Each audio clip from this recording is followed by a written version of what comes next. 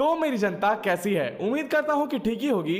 तो यार मार्वल की तीसरी मूवी आ चुकी है जिसका नाम है ब्लैक पैंथर वकांडा फॉरएवर, जिससे मुझे और कई मार्वल फैंस को बहुत ज्यादा उम्मीद थी, क्योंकि इस साल की मार्वल की जितनी भी मूवी आई थी वो कुछ ज्यादा खास नहीं रही थी। और हाँ, जिन जिन लोगों को ये बात नहीं पता उन लोगों को मैं ये बात बता दे रहा हूं कि black panther Wakanda forever Marvel phase 4 की लास्ट मूवी है और the guardian of the Galaxy holiday special phase 4 की लास्ट सीरीज होगी।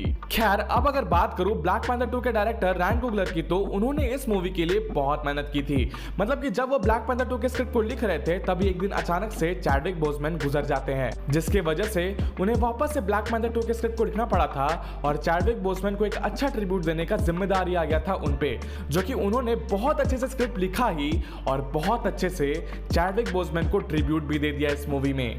खैर, तो चलो मुद्दे पे आते हैं और बात करते हैं ब्लैक पैंथर 2 के स्टोरी के बारे में। लेकिन उससे पहले मैं रिक्वेस्ट करना चाहूंगा कि तुम लोग मेरे चैनल को सब्सक्राइब करो, जितना हो सके शेयर करो और जी भर के लाइक ठुक दो। तो चलो स्टोरी की बात करते हैं। तो यार स्टोरी शुरू होती है टीचाला के डेथ रीजन से। मतलब कि हमें मूवी के स्टार्टिंग के 5 मिनट में ही दिखा दिया जाता है कि टीचाला कैसे मरा, जिसके बाद वकांडा में टीचाला का श्रद्धांजलि होता है और फिर आता है मार्वल का opening credit scene without music, जिसमें चैडविक बोसमैन को ट्रिब्यूट दिया जाता है। जिसके बाद 1 साल बीत जाता है और वकांडा के ऊपर खतरा मंडराने लगता है। मतलब कि यूएस के गवर्नमेंट को और फ्रांस के गवर्नमेंट को पता चल जाता है वाइब्रेनियम के बारे में, जिसके लिए वो अटैक भी करते रहते हैं पर फेल हो जाते हैं वकांडा के सामने। जिसके बाद यूएस की गवर्नमेंट फिर से वाइब्रेनियम की खोज में लग जाती है एक मशीन के साथ, जहां उन्हें ओशन के बीच में वाइब्रेनियम की लोकेशन मिल जाती है।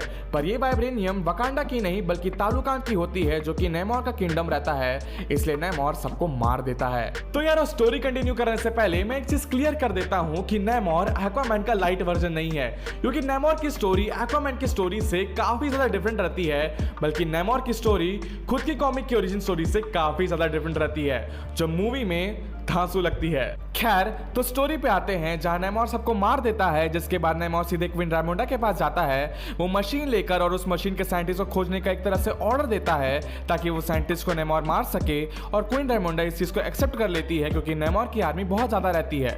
इसलिए शूरी और ओकाई उस साइंटिस्ट को खोजने निकलते हैं, पर उन्हें वहां पता चलता है कि वो साइंटिस्ट सिर्फ 19 साल की स्टूडेंट रहती है, जो कि और कोई नहीं आयरन हार्ट रिरी विलियम्स रहती है। इसी रीजन की वजह से शूरी रिरी को बचाने के लिए रिरी के साथ नेमोर की किंगडम जाती है, जहां हमें नेमोर की सोच के बारे में पता चलता है, जो कि किंग मॉन्गर की सोच की तरह ही रहता है। जिसके बाद शूरी को बचाने के लिए नाकिया नेमोर की किंगडम चले जाती है, जहां वो एक को मार देती है, जिससे जंग शुरू हो जाती है तालुकान और वकांडा के बीच में, जिसमें क्वीन रामुंडा मारी जाती है और फिर शूरी ब्लैक पैंथर बनती है और रिरी को सूट मिल जाता है और उसके बाद एक्शन पैक्ड सीन देखने को हमें मिलता है। अब बात करो इस मूवी की मिड क्रेडिट सीन की, तो वो बहुत ज्यादा इंपॉर्टेंट रहती है, इसलिए देखकर ही जाना।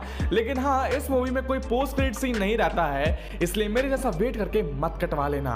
बात करूं अब इस मूवी की कास्टिंग परफॉर्मेंस की, तो वो सभी ने अपने कैरेक्टर्स को बहुत ही अच्छे से निभाया है। लेकिन अगर मुझसे पूछोगे कि पर्सनली मुझे सबसे अच्छा परफॉर्मेंस किसका लगा, तो मैं बोलूंगा कि क्वीन रामोंडा का, क्योंकि जिस तरह से वो अपने एक्सप्रेशन से डायलॉग डिलीवर कर रही थी, वो देखकर तो मुझे गूज़बम्स ही आ जा रहे थे। पर हाँ, एक कैरेक्टर ऐसे रहते थे कि जब भी वो स्क्रीन पे आते थे तो सबका ध्यान खींच लेते थे, जो कि और कोई नहीं नेमोर के एक्टर टेनोच रहते हैं, जिन्होंने बहुत ही अच्छे से अपने कैरेक्टर को पोर्ट्रे किया है इस मूवी में। खैर, अब अगर बीजीएम और म्यूजिक की बात करूं तो वो भी काफी ज्यादा अच्छी रहती है इस मूवी में, इतना कि अच्छे खासे गूज़बम्स आ जाए। और वहीं अगर बात करूं सीजीआई और सिनेमेटोग्राफी की, तो वो भी इस मूवी के हिसाब से अच्छी लगती है। तो चलो यारो, अब नेगेटिव पॉइंट्स की बात करते हैं। तो पहले नेगेटिव पॉइंट्स ये है कि इसकी रन टाइम, जो कि लेंथी फील करा देती है। मतलब कि स्टोरी फास्ट रहती है पर फिर भी मूवी लंबी लगती है। दूसरी नेगेटिव पॉइंट ये है कि जैसे ब्लैक पैंथर 1 में एक्शन सीन्स थे दिमाग में छप जाने वाले, वैसे ब्लैक पैंथर 2 के एक्शन सीन्स नहीं रहते हैं। और सबसे बड़ी नेगेटिव पॉइंट ये है कि मार्वल फिर से गांजा फूंक के ब्लैक पैंथर 2 के सारे क्लिप्स यूट्यूब पे डाल दे रहे हैं, जिससे मूवी पूरी स्पॉइल हो जा रही है। इसलिए मेरी राय ये है कि क्लिप्स गलती से भी मत देख लेना।